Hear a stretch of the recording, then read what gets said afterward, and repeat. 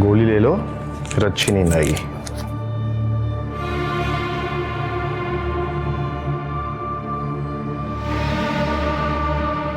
Good night.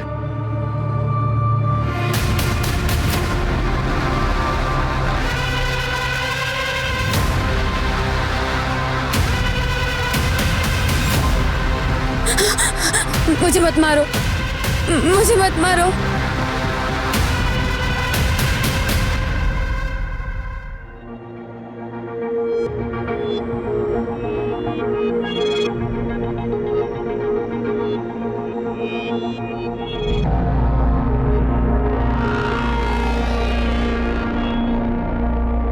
Ramesh, resort खूब चांगला है। मतलब तूने जो फोटोज दिखाए थे उससे तो कहीं ज्यादा अच्छा है। हाँ, और काफी बड़ा भी है। ए, चल वहां जाके सेल्फी लेते हैं। अभी हफ्ता भर यहीं पे चेक इन करते, फिर बाद में सेल्फी खींचते, है ना? चलो ठीक है, चलो हरीश, लगेज निकालना। नमस्ते साहब। रमेश पाटिल। मस्त आहे एकदम।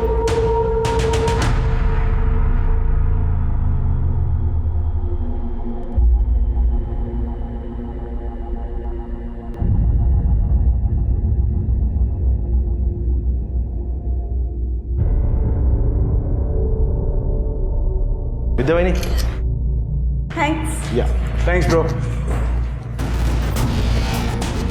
अरे रीना, क्या ढूंढ रही हो?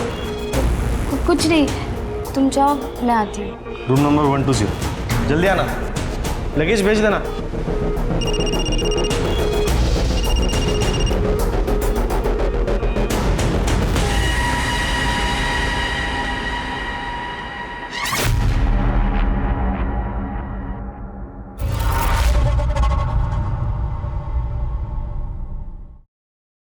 अरे कहाँ रह गई थी? वो लॉन में ना सुंदर फूल दिखे थे कार से उतरते वक्त, वही देखने रुक गई। अच्छा, तुम्हें फूल इतने पसंद है? फोटो निकाले कि नहीं? फोटो, वो फूल इतने सुंदर और मोहक थे ना कि मैं फोटो निकालना भूल गई। मैं अभी आया। हेलो।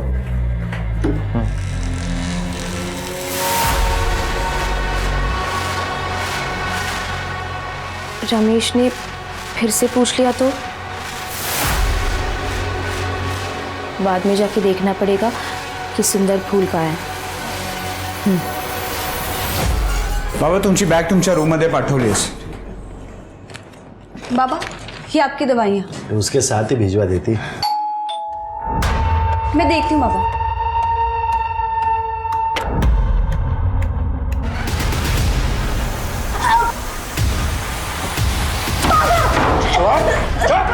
चिल्ला मत, चिल्ला मत। ये बहुत सोना तिला, सोच का दम घुट जाएगा। बहुत सोना तिला। अरे ये क्या रे? हाँ, मुंबई से भाग कर आते हो तुम? रतन भाई का पैसा लेकर यहाँ गुलछर्रे उड़ा रहे हो? नहीं, ऐश करने के लिए पैसा है, देने के लिए पैसा नहीं है। भाई शादी के लिए आए हम लोग। अरे ये झूठ नहीं बोलने का। साला इतना इतना इतना सामान लेके कोई शादी पे आता है क्या? ये ना समझा है क्या मुझे? भाव 3 दिन की शादी है, थोड़ा जल्दी इसलिए आ गए क्योंकि हमने सोचा कि यहाँ पे छुट्टियां मना लेंगे, और एक हफ्ते के लिए इतना कपड़ा इतना सामान तो लगता ही है ना। पापा को छोड़ दीजिए। 48 घंटे है तुम्हारे पास, समझा? पैसे लौटा देना, नहीं तो पूरी फैमिली एक एक करके मेरे सामने मरने के लिए तैयार रहना। तुम लोगों पर नजर रहेगी मेरी। चला तो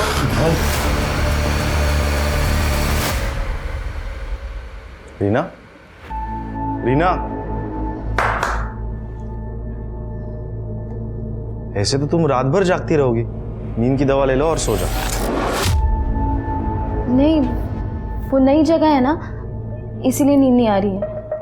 आज गोली रहने दो। अरे फिर नींद नहीं आई तो चांस क्यों लेना? एक काम करो, तुम अंदर जाओ, मैं गोली लेके आता हूं, ठीक है?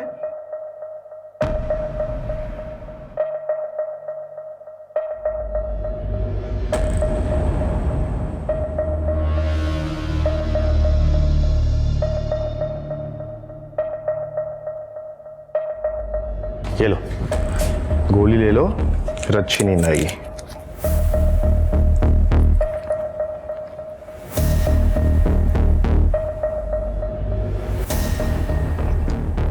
Good night.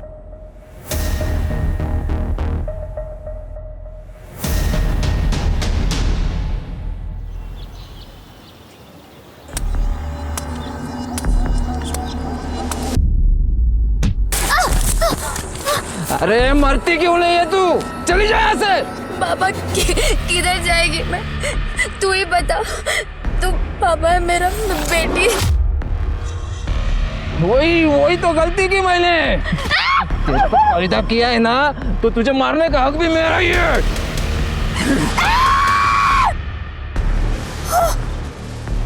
किसी दिन दिमाग घूम गया ना, तो सच में मार दूंगा तुझे।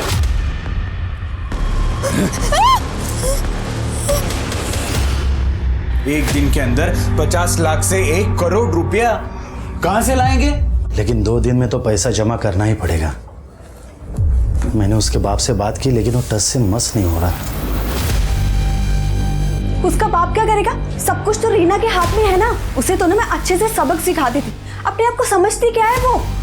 कल रात ही उससे बात करने वाली थी मैं, लेकिन आप दोनों मेरी बात सुनते कहाँ हैं? विद्या, उसकी तबीयत ठीक नहीं है, तुम ऐसा कैसे बोल सकती हो? अरे वो और उसका बाप ना हम सबको मिलकर बेवकूफ बना रहे। और रही बात उसके भाई की, अब तो वो भी आ गया ना शादी में और खर्चा बढ़ाने के लिए। बहू शांति रख, मैं बात करूंगा उससे। और अगर उसने बात नहीं मानी तो क्या करेंगे आप? उसकी बैंड बजा दूंगा।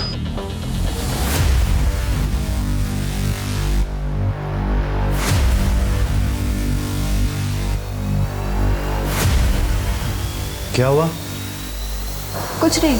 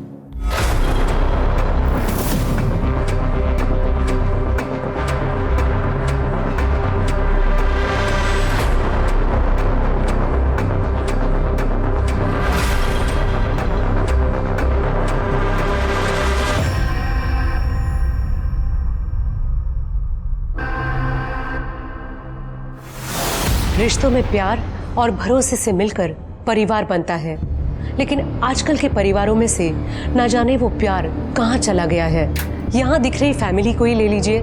रमेश अपनी बीवी को नींद की गोलियां देकर किसके पास गया? क्या रीना भी रमेश को धोखा दे रही है? घर से मीलों दूर एक रिजॉर्ट में शादी अटेंड करने गए इस परिवार के साथ ये कैसी साजिश चल रही है? क्या इन्हें जरा भी अंदाजा नहीं कि भरोसा तोड़कर रिश्तों के साथ खेला जा रहा ये खेल खुद उनकी जिंदगी पर भी भारी पड़ सकता है? अरे यार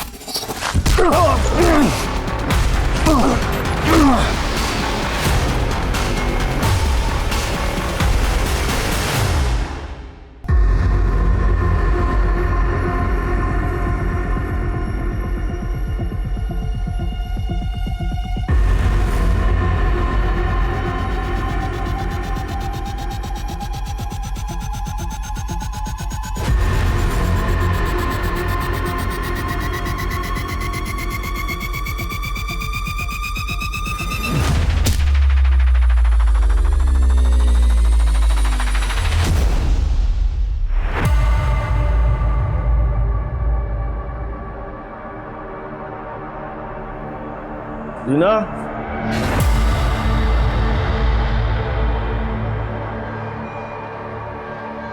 रीना, रीना, रीना,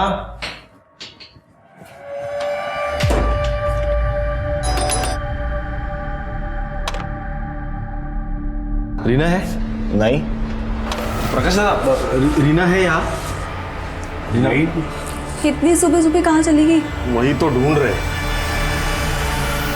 नहीं बेटा, यहाँ तो नहीं आई। फोन भी नहीं उठा रही है। एक्सक्यूज मी, ये मेरी बीवी रीना, इसको देखा कहीं? भाई साहब आपने इसको देखा? दादा, रमेश, दादा मिली कहीं? कैंटीन में भी देखा, रीना कहीं नहीं है। एक काम करो, आप उधर पीछे देखो, मैं बाहर जाके देखता हूँ। हरीश, रीना मैम को देखा कहीं? नहीं साहब। किधर चली गई है? किसे फोन कर रहे हो? पुलिस का? और किसे?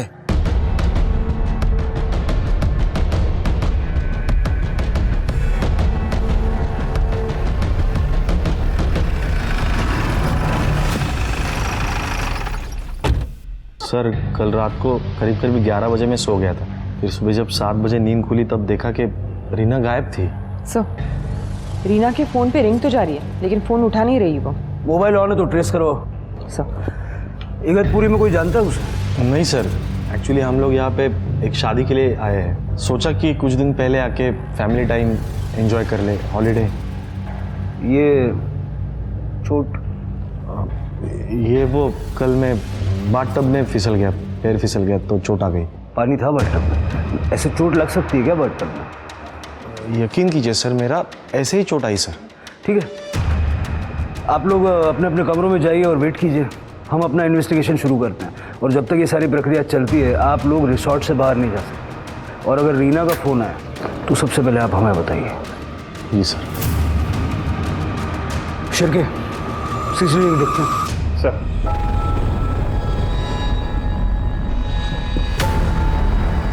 मतलब इतना साफ है कि रीना सुबह 5:45 बजे बाहर निकली थी। ठीक 10 मिनट बाद ससुर जी क्या करने के लिए बाहर गए थे?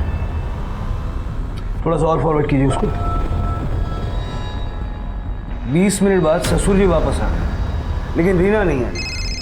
सर एक मिनट, करडे का फोन है। हाँ करडे, क्या?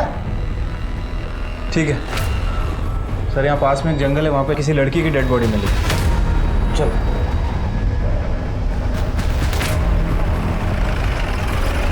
सर, इधर है, आइए सर। ये देखिए सर।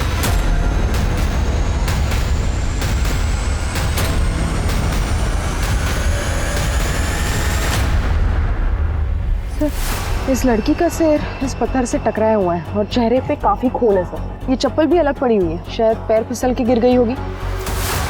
और सर, लड़की के कपड़े देख के रेप या मोलेस्टेशन जैसे कुछ लग नहीं रहा। और इस चोट के अलावा शरीर पर और कोई चोट नहीं है। ये लड़की के कपड़े भी वही हैं सर जो अभी हमने सीसीटीवी में देखे।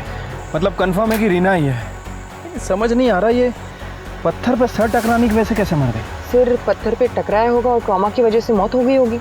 सवाल यह है कि रीना रिसोर्ट से इतनी दूर आई क्यों? सिर्फ टहलने के लिए, वो भी अकेली? आसपास कुछ मिला? कुछ नहीं मिला सर, लेकिन ये मोबाइल मिला। परिवार से एक बार पहचान करवा लो।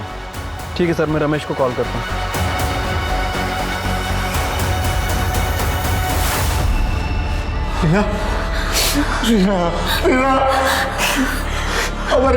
सर, ये मेरी बीवी रीना ही है। रीना के साथ ये कैसे? देखिए, पहली नजर में तो ये एक हादसा लग रहा है लेकिन कुछ कह नहीं सकते। सर प्लीज पता लगाइए मेरे बहन के साथ क्या हुआ है और किसने किया। हम पता लगाएंगे लेकिन जब तक ये इन्वेस्टिगेशन हो नहीं जाती आप लोगों में से कोई रिसोर्ट से बाहर नहीं जा सकता। फिलहाल आप अपने अपने कमरों में जाइए।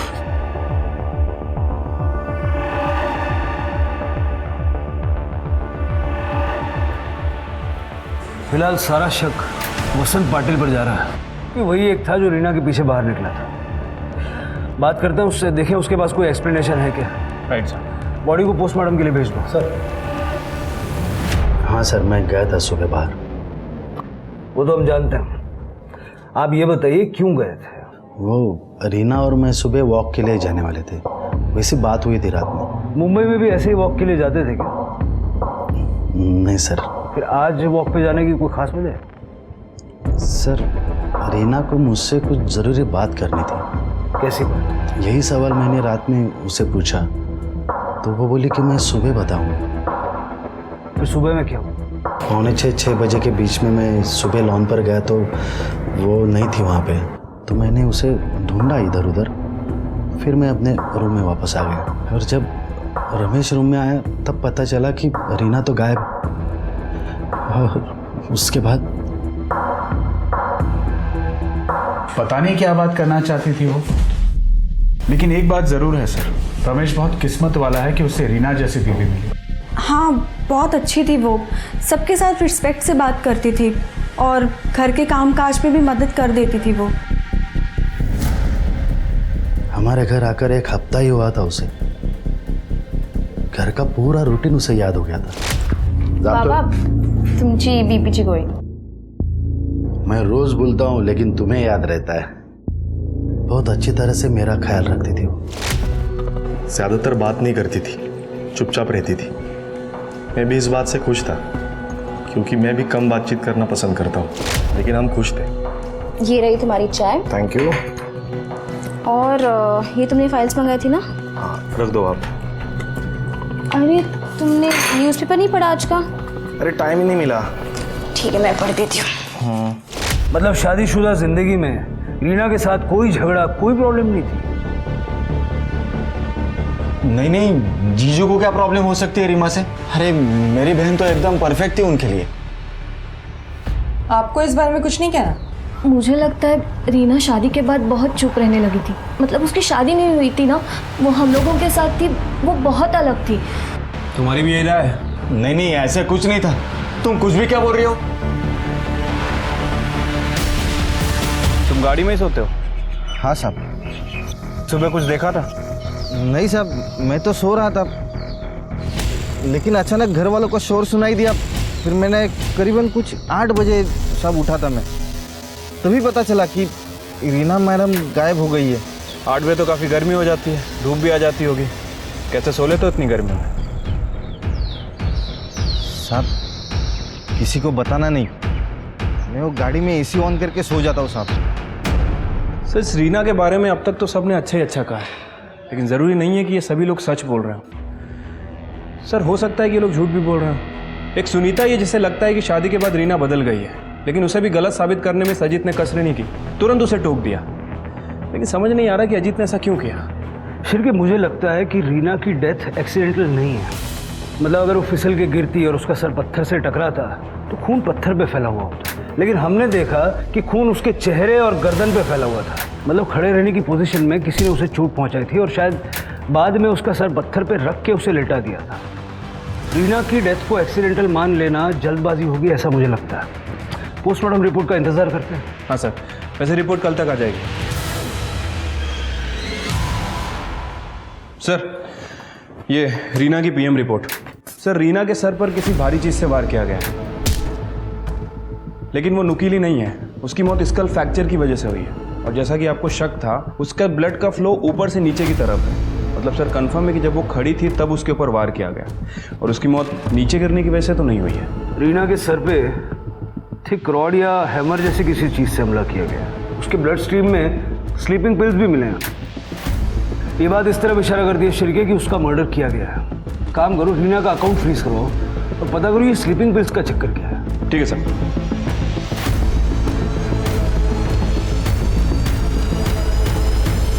वो रीना इन गोलियों के बिना सो नहीं पाती थी। कितनी गोलियां? रोज एक नींद की गोली काफी टाइम से ले रही थी वो। फिलहाल तो ये वसंत पाटिल ही शक के दायरे में है, क्योंकि रीना के लॉबी से निकलने के बाद उसे ही सबसे पहले देखा गया था। सर मुझे आपको कुछ बताना है। आइए। कल रात रीना मेरे सपने में आई थी। उसने कहा कि वो स्लीप होकर नहीं गिरी, उसके सर पर किसी ने नुकीली चीज से वार किया। सर मुझे लगता है उसका मर्डर हुआ है। अब इसे सच या झूठ जो भी समझना है समझ लीजिए। लेकिन मेरे सारे सपने सच निकलते हैं सर। जल्द से जल्द उसके कातिल को ढूंढिए। मुझे तो लगता है कि उसके ससुर ने ही उसका खून किया है। रीना जब भी कोई ज़रूरी बात करना चाहती थी तो वो उसके भाई से, मतलब अजीत या फिर मुझसे ही करती थी, ना कि उसके ससुर से, क्योंकि हम दोनों ही उसके ज़्यादा करीबी थे। रीना पे किसी ब्लंट ऑब्जेक्ट से हमला हुआ है, ये बात तो सिर्फ हमारे बीच थी। ये स्वाति ने सपने में कैसे देख ली? सर लेकिन अगर स्वाति ने कही हुई बात सच निकली तो क्या पता उसे ऐसे सपने आते हो। मुझे विश्वास ही नहीं है। स्वाति का बैकग्राउंड चेक करो और ये सोचो कि ससुर वसंत पाटिल के अलावा परिवार के किस सदस्य के पास रीना को मारने का मोटिव हो सकता है। सर लेकिन रिसोर्ट का कोई एम्प्लॉय या फिर गेस्ट भी तो हो सकता है। सर रीना का बैंक अकाउंट मैंने फ्रीज करवा दिया है, लेकिन सर उसके बैंक अकाउंट में 5 करोड़ रुपए थे। मतलब रीना अपने परिवार में सबसे ज़्यादा अमीर थी, अपने भाई अजीत से भी ज़्यादा। छिरके पता लगाओ कि रीना के अकाउंट में इतना सारा पैसा आया कहाँ से। ठीक है स्वाति, रीना का सीडीआर निकलवाओ फटाफट। सर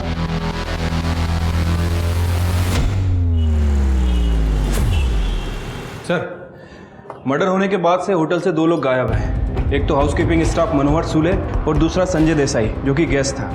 ये संजय देसाई 7:30 बजे चेकआउट करके चला गया और ये मनोहर नाइट शिफ्ट में ड्यूटी खत्म करके सुबह गायब हुआ है। शिरके इस मनोहर को जल्द से जल्द ढूंढो और संजय की डिटेल्स निकालो। इन दोनों का रिसोर्ट से गायब हो जाना इस बात का रीना के मर्डर से कोई कनेक्शन हो सकता है। और रीना का सीडीआर आते सबसे पहले ये चेक करना इन दोनों में से कोई उसके कांटेक्ट में तो नहीं। ठीक है साहब। फिर कहाँ जा रहा है? रुक साहब अभी बिजी है। काय झालं? सर आतमध्ये आलं बघतोय। साहब मैं रामचंद्र गोयल, वो जंगल में वो बड़ा होटल है ना, उसके पास ही जंगल में रहता हूँ। वो रिसोर्ट के उधर? हाँ साहब मेरी 24 साल की बेटी योगी तक कल से गायब है साहब। उसका पति नारायण गरत ने उसे कुछ महीने पहले घर से निकाल दिया था, तब से मेरे साथ ही रह रही थी साहब। कल सुबह जंगल में लकड़ी लेने गई थी, तब से वापस नहीं लौटी। कितने बजे गई थी लकड़ी? रोज की तरह सुबह 5:30-6 बजे साहब। फोटो वगैरह है कुछ उसकी? होगी साहब। खड़े चल चल। शिरके ये लड़की भी तभी गायब हुई जब रीना का मर्डर हुआ था। इन दो बातों का आपस में कोई ना कोई कनेक्शन हो सकता है। जरा उस लड़की के पति नारिया से पूछताछ करो। ठीक है सर।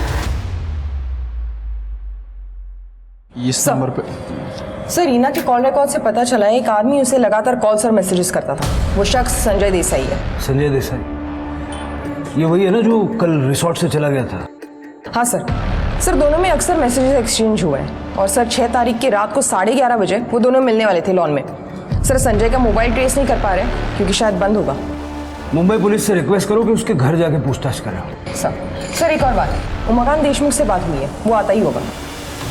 साहब वो 5 करोड़ रुपए मैंने इसीलिए उनके अकाउंट में जमा किए थे ताकि पाटिल फैमिली मेरी बेटी को परेशान ना करे। ये ऐसा क्यों करना पड़ा? क्या पाटिल परिवार ने आपकी बेटी को तंग करके पैसों की मांग की थी? नहीं, वैसा तो उन्होंने कभी नहीं किया था, लेकिन मेरी बेटी नॉर्मल लड़कियों की तरह नहीं थी। मतलब वो थोड़ी एबनॉर्मल थी, थोड़ी दिमाग से कमज़ोर थी। उसकी माँ की अचानक मौत के बाद उसको सदमा लग गया था। वो सदमे से कभी बाहर ही नहीं निकली। फिर ऐसी लड़की से कौन शादी करता बताइए? और इसीलिए रमेश को मैंने 5 करोड़ रुपए दिए थे उसे शादी करने के लिए हरजाना के रूप में। ये संजय देसाई कौन है?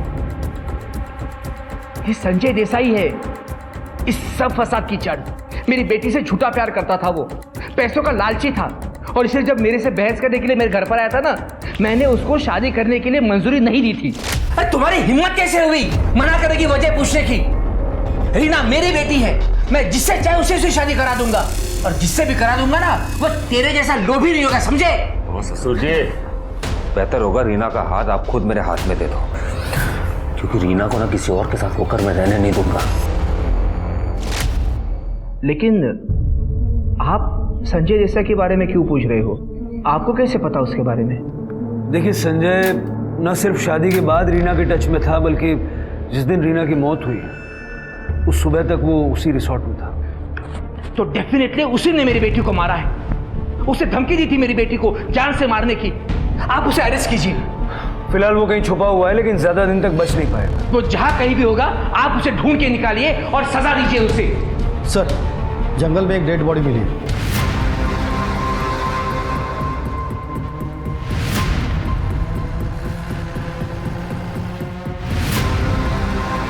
साहब देखो कितने में रमेश से मारा है साहब। कर दे, जरा संभाल। साहब ये इसका पति लारिया का ही काम है साहब, लारिया का काम है साहब। चलो सामने।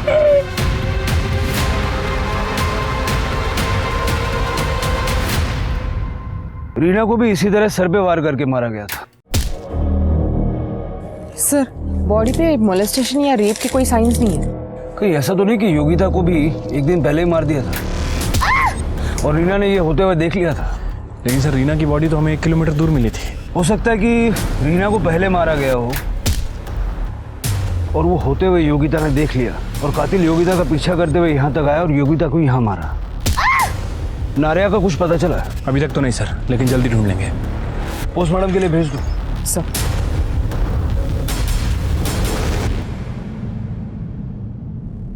सर, होटल स्टाफ मनोहर सुरवे ने पुणे का जो एड्रेस दिया था वो गलत है सर। उसके बैंक डिटेल और पैन कार्ड से पता चला कि वो पेरोल पे भागा हुआ है। काफी सनकी इंसान है सर। इसके पहले भी 2 औरतों के सर फोड़ चुका है।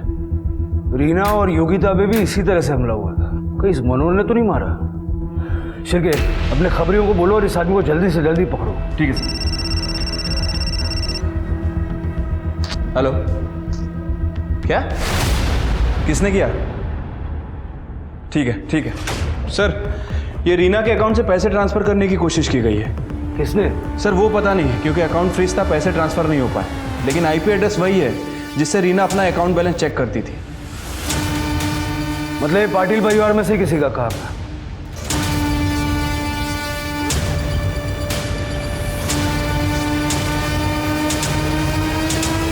सर, ये रमेश का लैपटॉप है।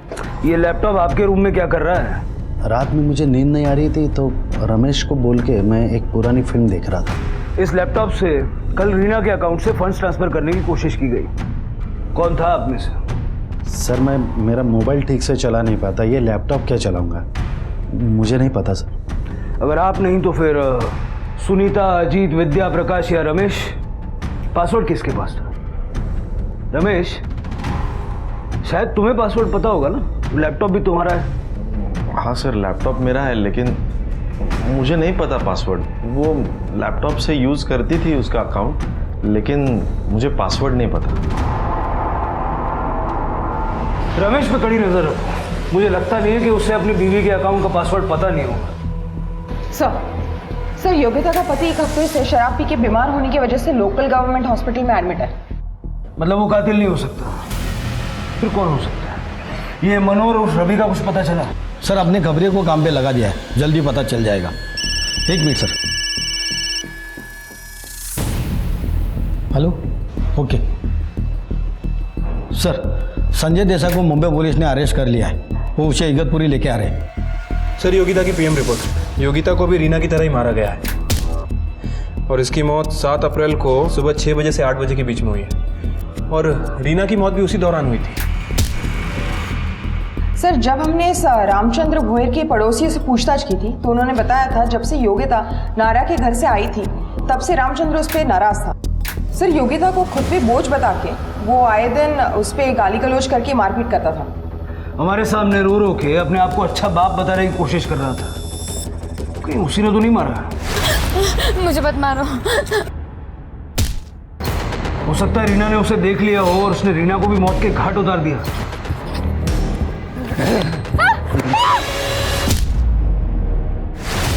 इस रामचंद्र की कुंडली निकालो जरा। 1 मिनट सर। हेलो, ठीक है सर।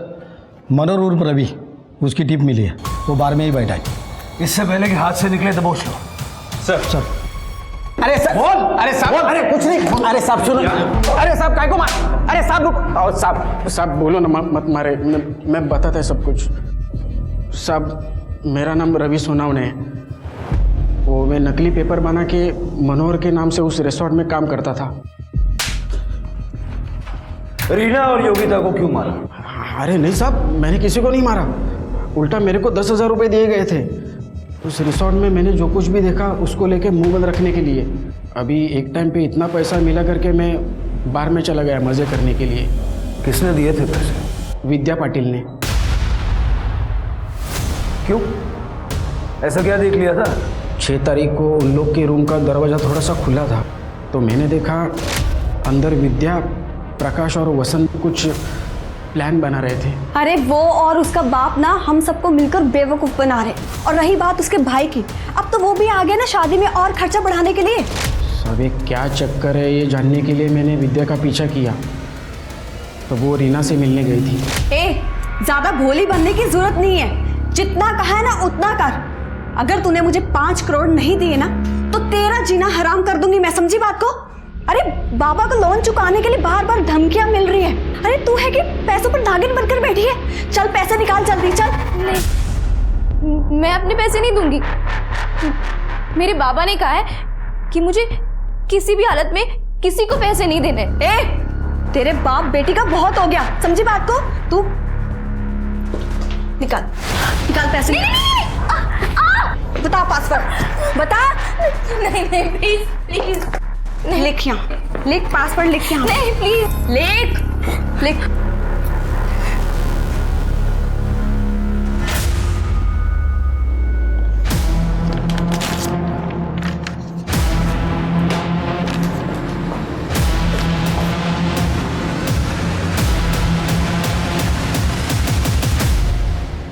हाँ सर, मैंने रीना से ज़बरदस्ती पासवर्ड लिया था, लेकिन अपनी फैमिली की जान बचाने के लिए। आप ही बताइए सर, पैसे क्या जान से बढ़कर थे? लेकिन वो पैसा तुम्हारा भी तो नहीं था, तुमने रीना का अकाउंट एक्सेस किया था। वो सर, मुझे पता था कि लैपटॉप बाबा के रूम में है। बाबा जैसे ही नहाने के लिए गए तो मैं उनके रूम में गई और फंड ट्रांसफ़र करने की कोशिश की, लेकिन सच में सर, पासवर्ड जैसे ही लॉगिन किया वो अटक गया था और मैं वहाँ से गुस्से में निकल गई थी। सच क्या है तो जल्दी पता लग जाएगा, लेकिन एक बात याद रखना, तुम पे शक बढ़ गया है। जाओ। सर, रमेश के कॉल डिटेल्स चेक किए हैं सर। पता चला है कि वो किसी चेतना वैद्य नाम की लड़की से कांटेक्ट में था। ये चेतना वैद्य उस दिन मुंबई से निकली है जिस दिन पाटिल फैमिली यहाँ इगतपुरी पहुंची, लेकिन अभी तक वापस मुंबई नहीं लौटी है। फ़ोन कर रहा हूँ लेकिन इसका फ़ोन बंद है। स्वाति, चेतना का मोबाइल ट्रेस करवाओ। सर। हाँ, वो चेतना वैद्य हमारी क्लाइंट है सर, लेकिन मुझे नहीं पता वो मुंबई से उस दिन कहाँ चली गई और क्यों। अब ये इत्तेफाक भी हो सकता है सर कि उसी दिन वो कहीं गई। शिरके, ये रमेश कुछ नर्वस लग रहा था, चेतना की लोकेशन निकालो तुरंत। ठीक है सर। सर, रीना फिर से मेरे सपने में आई थी, बहुत रो रही थी। वो कह रही थी कि रमेश और उसकी फैमिली ने उसे मारा है, मुझे इंसाफ दिलाओ ऐसे कह रही थी। तू जब इतना बताया तो ये भी बताया होगा कि उसे किसने मारा, उसके पैसे ट्रांसफ़र करने की कोशिश किसने की। बता दो, इन्वेस्टिगेशन में हेल्प हो जाएगी। जहाँ तक मुझे याद है उसने कहा था रमेश उसके पास पैसों की मांग करता था, उसी ने पैसे ट्रांसफ़र करने की कोशिश की होगी।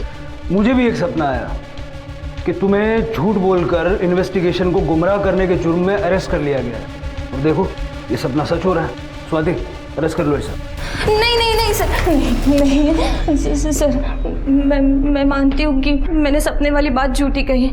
मैंने चुप कर आप लोगों की बात सुन ली थी कि रीना की मौत कैसे हुई है।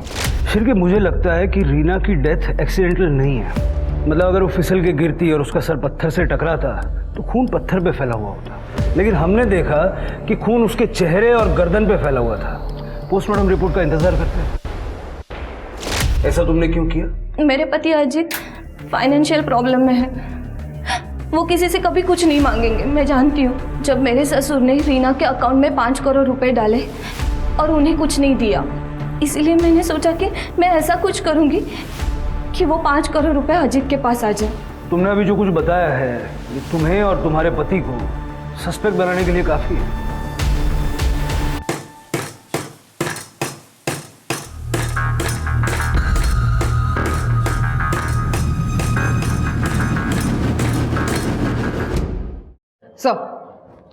सर, रमेश की गर्लफ्रेंड चेतना वैद्य पैराडाइज रिसोर्ट में ही रुकी हुई है। क्या?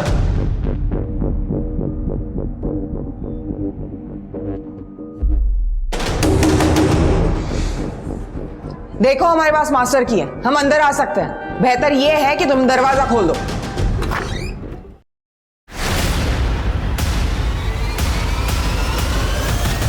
रीना से शादी के पहले से ही मैं रमेश की गर्लफ्रेंड हूँ। शादी के बाद भी हमने चालाकी से अपना अफेयर चालू रखा।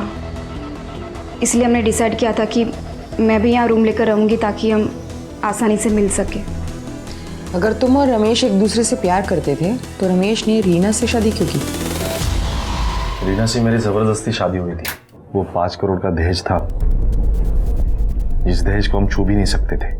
एक्चुअली साहब वो 1 साल से मेरे ऊपर बहुत बड़ा खर्चा था। उसमें ये उमाकांत ने 5 करोड़ का ऑफर दिया और वो ऊपर से 1 करोड़ और देने वाला था। तो मैंने चेतना को भुलाकर रीना से शादी करने के लिए रमेश को मना लिया। और तुम मान गए? सर फाइनेंशियल सिचुएशन ही ऐसी थी, मुझे मानना ही पड़ा। मुझे लगा था कि ये शादी के बावजूद मैं चेतना से रिश्ता ख़त्म नहीं करूँगा, लेकिन जल्दी ही समझ में आ गया कि मैं और चेतना एक दूसरे के बिना नहीं रह सकते। इसलिए मैंने एक प्लान बनाया। मैंने चेतना को यहाँ बुलाया ताकि इस शादी के दौरान हम लोग यहाँ से भाग सकें। या फिर रीना के पैसे हथिया के उसे मारने का प्लान था तुम्हारा? वैसे भी रीना के मरने के बाद चेतना तो मिल ही जाती तुम्हें। नहीं सर, मैंने ऐसा कुछ नहीं किया सर, उल्टा मुझ पर ही हमला हुआ था। आई एम सॉरी सर, मैंने उस दिन झूठ बोला था आपसे। ये निशान बाथ टब से नहीं आए, मुझ पर हमला हुआ था। हमें क्या पता आपको चोट कैसे लगी, कहाँ लगी। हो सकता है फिर से कोई कहानी बना रहे होगे। वैसे भी लॉबी का फुटेज हमने चेक किया था, वहाँ ऐसा कुछ हुआ नहीं था। नहीं सर, वो पीछे वाली लॉबी, वहाँ ऊपर काम भी चल रहा है, शायद वहाँ पे सीसीटीवी नहीं है। सर लगता है आपको सच बताने का समय आ गया है। दादा, रमेश छुपाने से कोई फायदा नहीं है। सर रीना स्लीपिंग पिल्स लेती थी। उस दिन रमेश को लगा कि रीना स्लीपिंग पिल्स लेके सो गई है, इसलिए भाई साहब बाहर निकले।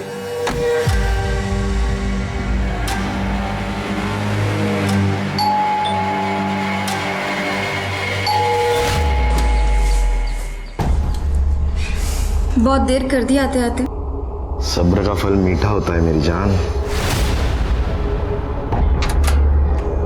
बाबा बाबा, वो रमेश मुझे चेतना नाम की लड़की के लिए धोखा दे रहा है बाबा। वो इसी होटल में रुकी है बाबा। पापा मैं अभी देख कर आ रही हूँ। उसने मुझे कहा था कि वो चेतना को भूल जाएगा। मैंने तुम्हें कोई धोखा नहीं दिया बेटा। पर अब इस बात का क्या फायदा बाबा? मेरी जिंदगी तो बर्बाद ही हो गई ना। मुझे थोड़ा वक्त दो, मैं सब ठीक कर दूंगा। लेकिन अब तुम तुम्हारे कमरे में जाओ, सुबह 5:45 बजे लॉन पर आ जाओ, वॉक करते करते बात करेंगे। सर पे जैसे तय हुआ था वैसे ही मैंने किया। मैं सुबह वो लॉन पे पहुंचा तो वहाँ पे वो नहीं थी। मैंने इधर उधर ढूंढा लेकिन वो नहीं मिली। मैं वापस अपने रूम में आ गया क्योंकि उसने कंफर्म नहीं किया था कि वो आएगी। और फिर थोड़ी देर के बाद में रमेश जब रूम में आया तब मुझे पता चला कि रीना गायब है। बहुत अच्छी कहानी बनाई है, लेकिन ये नहीं बताया कि पहले रीना को मारा, बाद में रमेश के साथ मिलके उसके गायब होने का ड्रामा किया। क्यों? नहीं सर, हम सच कह रहे हैं सर एक्चुअली आज ही मैंने मुंबई में फ़ोन करके पैसों का बंदोबस्त किया है सर, और लोन में से बहुत सारा लोन तो आज वापस भी कर दिया। सच का पता तो जल्दी लग ही जाएगा। शिरके 24 घंटे के लिए एक कांस्टेबल तैनात करो यहाँ इन पर नजर रखने के लिए। ठीक है सर। सर एक मिनट। हेलो, ठीक है हमारा है सर। मुंबई पुलिस संजय देसाई को ले आई है। वो रीना की शादी किसी और से करवा रहे थे सर। मैं क्या करता, इसलिए मैंने उनको धमकाया। मैं रीना से बहुत प्यार करता था सर। लेकिन उमाकांत का कहना है कि तुम उनकी बेटी से नहीं उनके पैसों से प्यार करते हैं। ऐसा कुछ नहीं है सर। हाँ, उस वक्त फाइनेंशियल क्राइसिस थी, इसलिए शायद उमाकांत देशमुख को ये लगा होगा कि मैं पैसों के पीछे हूँ। लेकिन रीना के सारे खामियों के बावजूद मैं उसे अपनाने के लिए तैयार था सर। मुझे दिल्ली जाना था कुछ काम से, और जैसे मैं दिल्ली गया उन्होंने रीना की शादी रमेश के साथ करवा दिया सर। उन्होंने रीना को एक कॉल तक नहीं करने दिया, मुझे फ़ोन तक छीन लिया उससे। उन्हें लगा कि एक बार शादी हो जाए तो मैं पीछे हट जाऊँगा। एकदम टूट गया था सर। फिर हिम्मत जुटा के एक दिन मैंने उसे फ़ोन किया।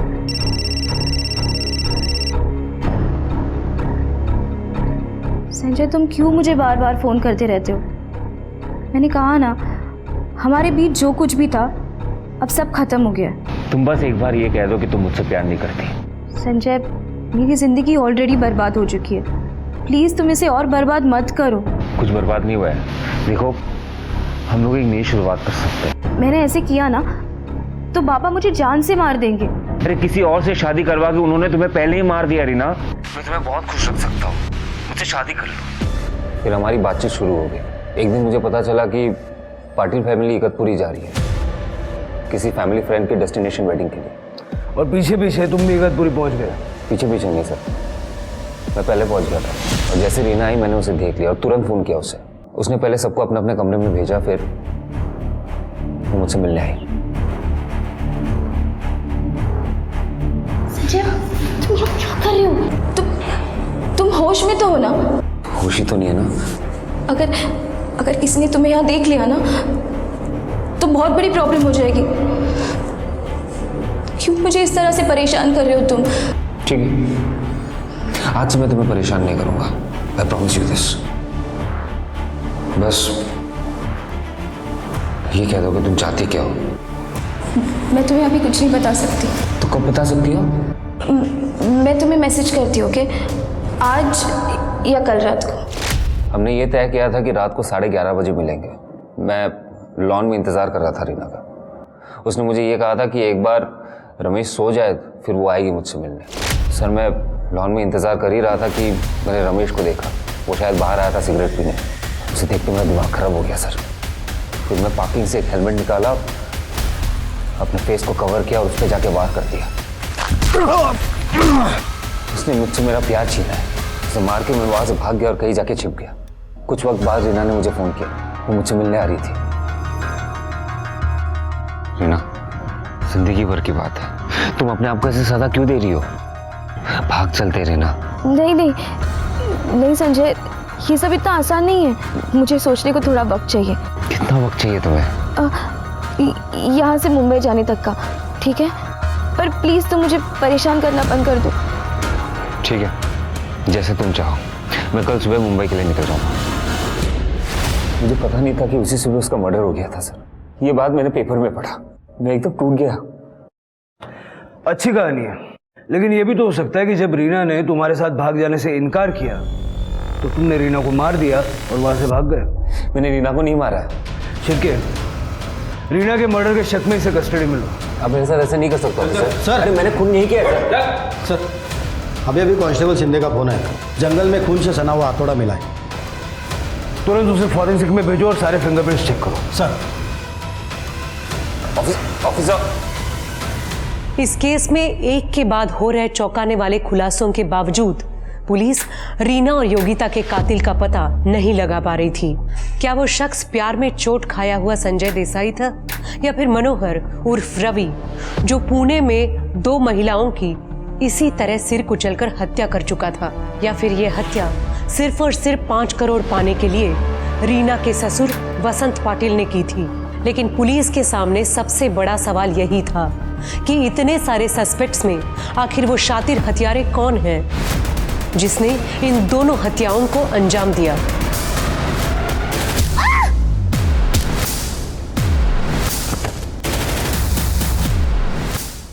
सर, इस रामचंद के बारे में एक बात पता चली है। 1 नंबर का बेवड़ा आदमी है सर। 6 तारीख की पूरी रात पीकर धुत पड़ा था। लोगों ने उसे ले जाकर अपने घर पे छोड़ा और उसे अगले दिन दोपहर में होश आया। जबकि सर इस योगिता की मौत तो 7 तारीख को सुबह ही हो गई थी। तुम्हारा कहने का मतलब है कि वो कातिल नहीं हो सकता? नहीं सर। फिर उसे किसने मारा? सर, फॉरेंसिक रिपोर्ट के हिसाब से उस हथौड़े पे 2 लोगों के ब्लड सैंपल मिले हैं। एक तो योगिता का और दूसरा रीना का। मतलब सर, हो सकता है कि उनका मर्डर इस हथौड़े से ही किया गया। साथ ही साथ उस हथौड़े के हैंडल पे बहुत सारे लोगों के फिंगरप्रिंट भी मिले हैं। Great. Patil family, Deshmukh family, Manohar, Sanjay और रामचंद्र, सबके फिंगरप्रिंट्स ले लो और मैच करके देखो। Right sir.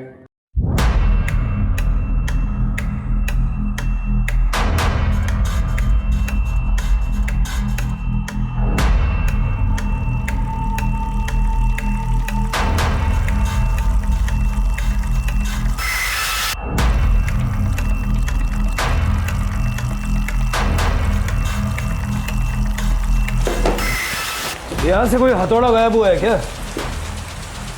हाँ साहब, लेकिन आपको कैसे पता चला? ये हथौड़ा है? हाँ साहब, यही है। अब मिल गया तो मुझे दे दो ना साहब वापस।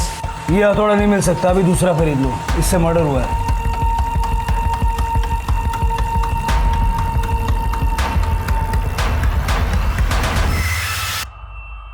तेरे फिंगरप्रिंट्स उन फिंगरप्रिंट्स से मैच हो गए जो हमें हथौड़े पे मिले थे। अब बता, रीना और योगिता को क्यों मारा? सर मैंने कुछ नहीं किया सर। सर सच में आपको कुछ गलतफहमी हो रही है सर। जब मैं कारपेंटर से बात कर रहा था उस वक्त तू भी वहां छुप के हमें देख रहा था।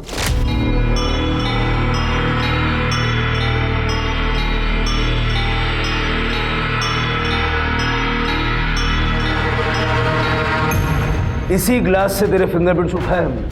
हम सब जानते हैं तू किसके कांटेक्ट में है, तेरे मोबाइल के मैसेजेस भी देखे हमने।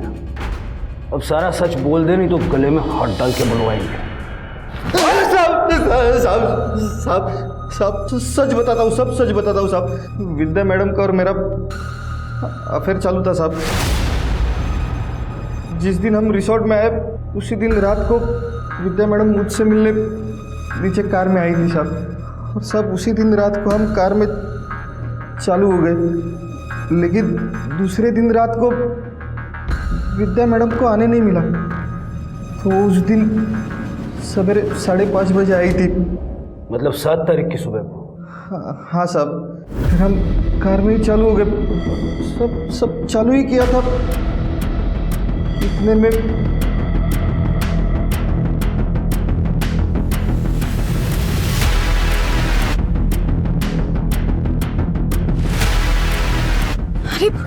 रीना ने तो हमें देख लिया, अब क्या होगा? आप क्या करेंगे? जाओ जल्दी उससे जाकर रोको, वरना मेरी जिंदगी बर्बाद हो जाएगी। जाओ।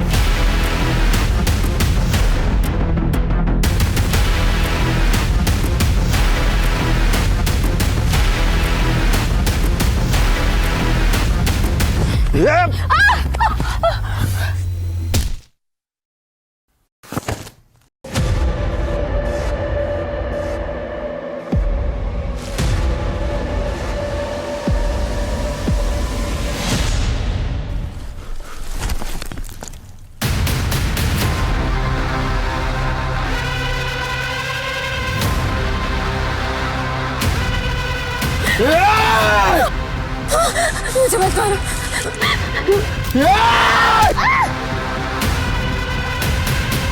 फिर मैं रिसोर्ट आकर विद्या मैडम को सब कुछ बता दिया। और ये बात हमें बाद में पता चली कि रीना बाबा के साथ वॉक करने के लिए अपने रूम से बाहर निकली थी और उसी दौरान उसने हम दोनों को एक साथ में गाड़ी में देख लिया था। और ये बात हम किसी और को कैसे पता चलने देते? सीसीटीवी फुटेज में कहीं नजर नहीं आई तुम्हारी। मैं जिस दिन रिसोर्ट आई मैंने उसी दिन पता कर लिया था कि रिसोर्ट के पीछे वाले रास्ते में कोई सीसीटीवी नहीं है। अपनी हवस के चक्कर में तुमने 2 लड़कियों की जिंदगियां छीन ली। दोनों मर्डर के चार्ज में इसको अंदर डालो और विद्या को इस हत्या में साथ देने के चार्ज में लो। बदकिस्मती ने रीना का अंत तक पीछा किया। पहले पिता ने लालची समझकर संजय देसाई से रीना की शादी नहीं होने दी, जिसे वो प्यार करती थी। ससुराल के नाम पर उसे पाटिल परिवार में वसंत जैसा ससुर और विद्या जैसी जेठानी मिली। इस तरह की बेबसी भरे रिश्तों का अंत ऐसा ही भयानक हो सकता है। इसलिए सबके लिए दिल में प्यार रखने के बावजूद रिश्तों के पीछे छिपकर बैठा लालच और बेईमानी वक्त वक्त पर पहचानते रहिए, जिससे पता चले कि कहीं आपके रिश्ते भी सिर्फ मतलब के रिश्ते तो नहीं। अब मैं सोनाली कुलकर्णी आपसे विदा लेती हूँ। फिर मिलेंगे एक नए केस के साथ क्राइम पेट्रोल सतर्क जस्टिस रीलोडेड में। तब तक अपना और अपने परिवार का ख्याल रखिए। आप जानते हैं हम सब एक मुश्किल दौर से गुजर रहे हैं। कृपया मास्क पहने, समय समय पर हाथ धोते रहें और ज़रूरत ना हो तो बाहर ना निकले। देखते रहिए क्राइम पेट्रोल सतर्क। जय हिंद।